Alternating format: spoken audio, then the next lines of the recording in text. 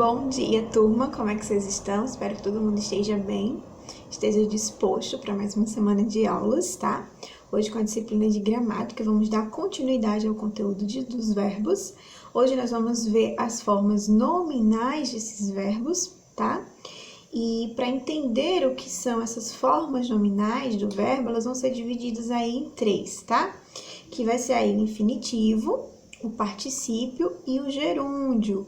Aí vale lembrar também, gente, que essas formas nominais, elas não fazem parte de nenhum tempo, tá? Ou modo verbal. Então, nunca esqueçam disso, ok? E elas são chamadas de formas nominais porque elas desempenham tanto função de verbo quanto função de nome, tá? E a gente vai ver aí agora o infinitivo, tá? O infinitivo, ele pode ser aí classificado infinitivo pessoal, quando ele pode ser flexionado, e infinitivo impessoal, tá? Quando ele não é flexionado. Eles são usados aí em situações bem distintas. Vejamos. O infinitivo pessoal.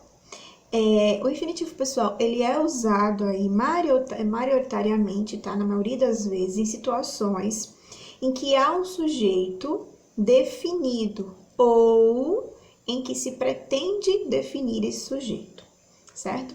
E as terminações do infinitivo pessoal são iguais às do futuro do subjuntivo nos verbos regulares, tá? Vamos ver isso no exemplo para ficar mais claro. Olha só. O verbo dar.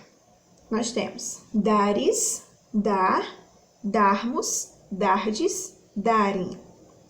O verbo poder, poderes, poder, podermos, poderdes e poderem.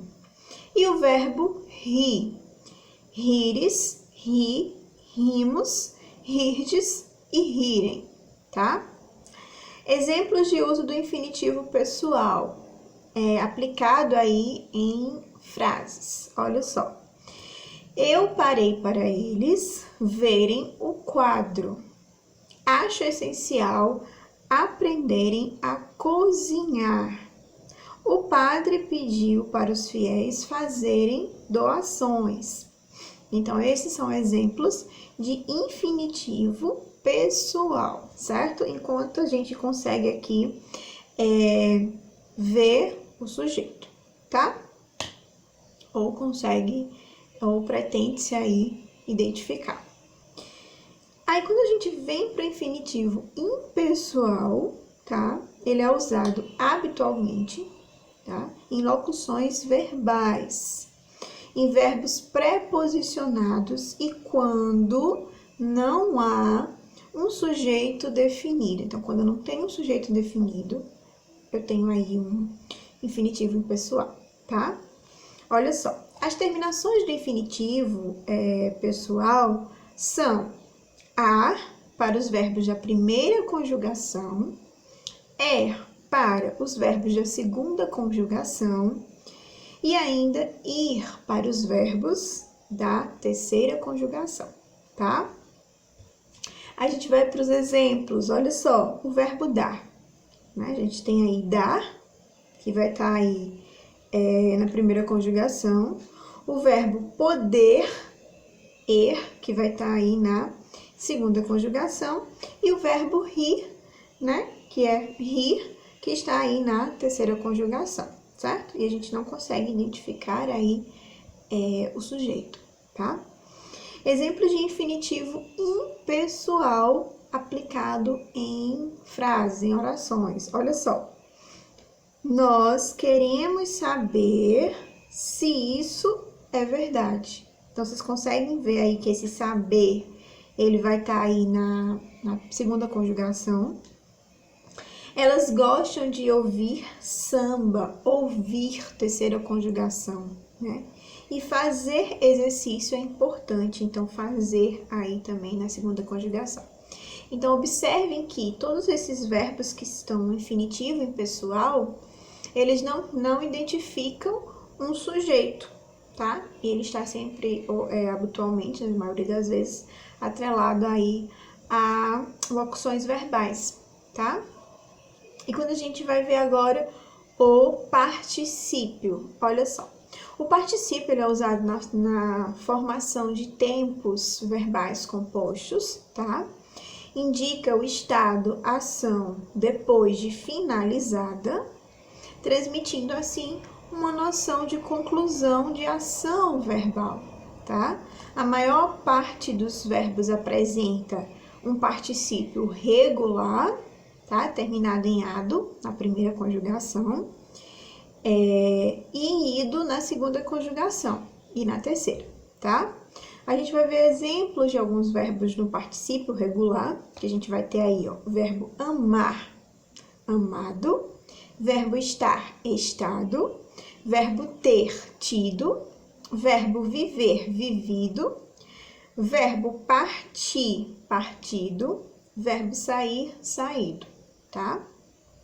Há, contudo, aí, verbos que, além do particípio regular, podem apresentar também particípios irregulares, tá? Terminados em to, ou ainda em sol.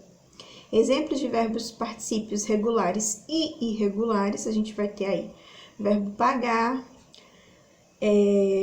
a gente tem pagado e pago, verbo ganhar, ganhado e ganho, verbo eleger, elegido e eleito, verbo envolver, envolvido e envolto, verbo extinguir, a gente vai ter extinguido e extinto, verbo exprimir, exprimido e expresso. Então, esses verbos aí, eles são irregulares, tá?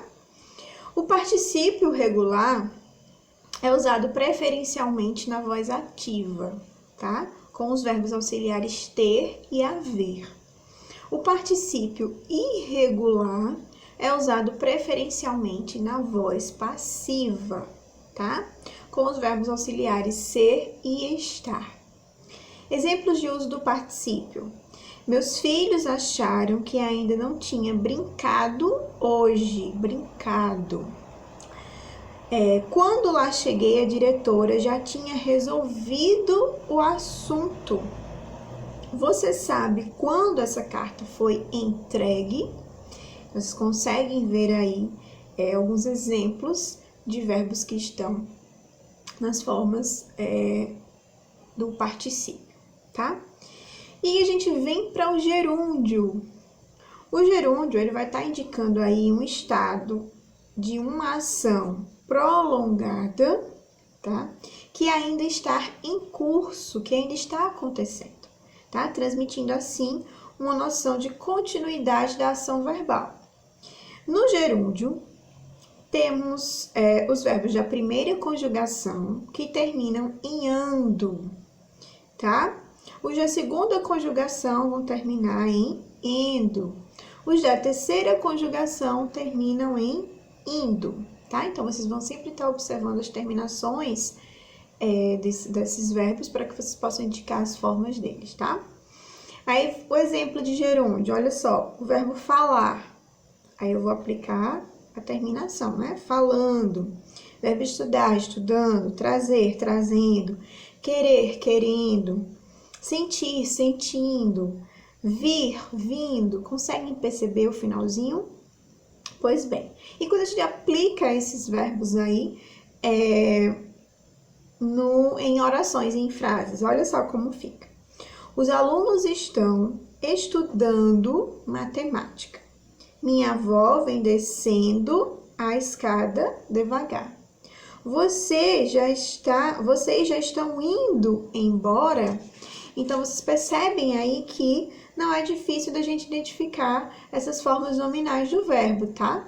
A gente só vai observar as terminações delas e observar, no caso do infinitivo, se ele é pessoal ou se ele é impessoal. No caso do particípio, se ele é regular ou irregular, observar as terminações e é muito simples de classificá-los, tá bom? Então, a gente deixa aí um exercício de fixação para vocês com apenas 5 questões para vocês resolverem agora durante a aula, tá? Após o nosso intervalo, a gente volta presencial para estar corrigindo essas atividades, tá bom?